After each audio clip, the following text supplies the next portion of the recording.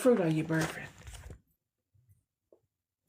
What type of fruit are you bringing forth? The children are going to murmur. The people are going to murmur regardless, friend. They murmured with Moses. This is what got Moses played out of position. Out of all Moses did. Out of all Moses did. Moses waged war with the high priest. He waged war with kings. It was the people that got Moses played out of position. He didn't get to see the promised land because of the people and their murmurings.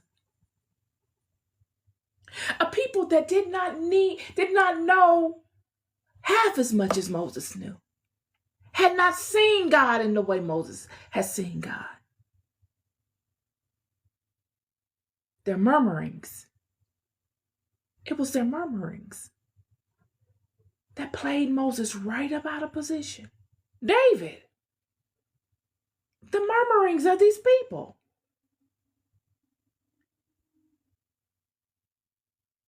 They didn't play the king, though. The king said, I've got to encourage myself. The king is doing what I encourage you to do and what I myself must do.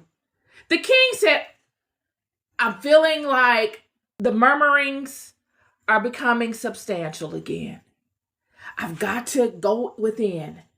Why am I doing this? What have I experienced on this journey? What has God brought me through? What are the promises of God? The Bible said David encouraged himself. He reminded himself. Friend, to encourage yourself, you've got to remind yourself of key things. And in that, you are encouraged. And one of the things that you must remind yourself is that God has been with you through and through. This gift, this thing that you are looking to bring forward is of God. You have a purpose-driven existence. You're not out here doing this for anything outside of purpose. And because you are attached to purpose, God is leading and directing your life. No man, no woman can come and give you advice on your purpose. Half of which you've stood within, more than half. 3/4 of that which you have stood within consistently, those people that are murmuring could never have faced. God led you to those people so that you could teach them. And it is of you to recall the whys of what you do for. It is for you to recall the importance of timing and the wiles of the enemy so that you can spot it when it comes to challenge you. And when you spot it, you handle it. How do you handle it? By remembering, by reminding yourself of what you know of God. Your standing, your purpose, your promise.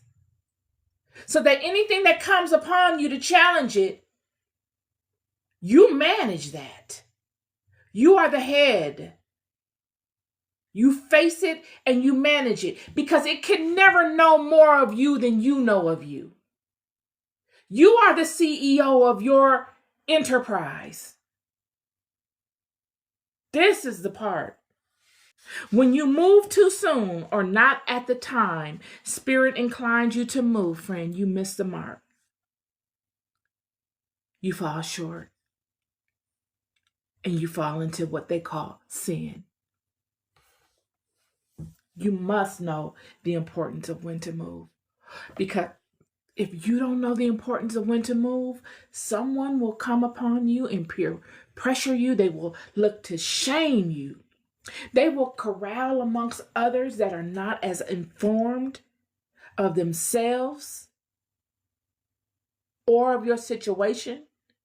And they will look to convince them of all the rhetoric, the lies that they have conjured to cast you into a light, all because you're not doing what they want you to do. I encourage you to continue to move in purpose. And there very, very well may be a situation that comes where God must do like he did the children when they left Egypt. The children had done everything that they were supposed to do at this point. And in doing everything that they were supposed to do, they could take it no further. The Egyptians were hot on their trail, looking to unalive them at all costs. Out of ego. There was no benefit for Egypt at that point. It was now personal. It was ego. These people had done nothing to the Egyptians. If anything, they had blessed them.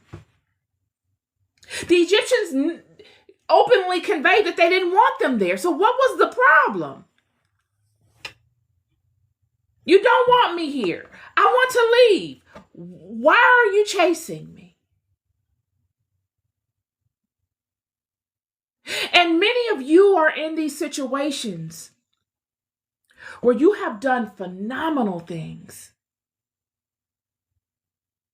have been a blessing, a sure blessing to undeserving people and those that are deserving, but a blessing still. No judgment, all love. But you can go no further in your activity.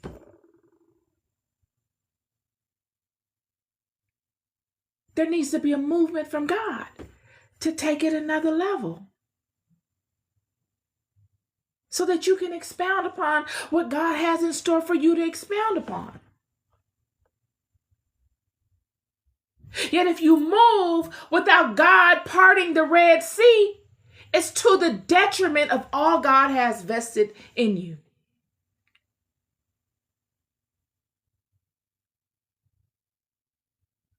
And thus, God must step in and do like God did for the children when they were leaving Egypt.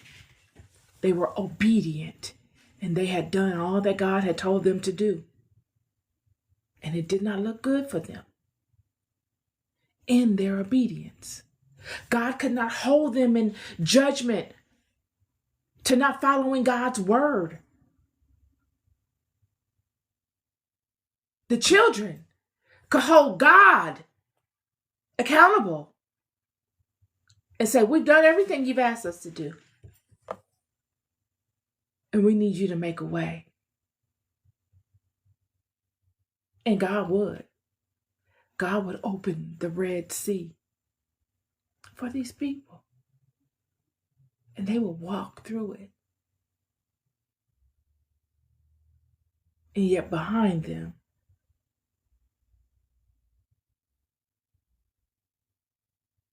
would be the drowning of their past, all that they knew. Those that wreak so much havoc on them and that look to instill so much fear in them for no reason. The choice they made to pursue them caused them their demise. They decided that.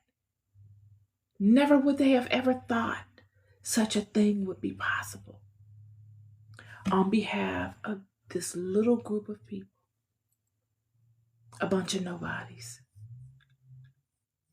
The rejects that nobody wanted, that nobody felt was worthy. The people within their own country that they felt were the least needed, left with everything. This is my word for you today. This is my word for you today. When we speak to these things, we can speak to Hezekiah. When the Assyrians came to Hezekiah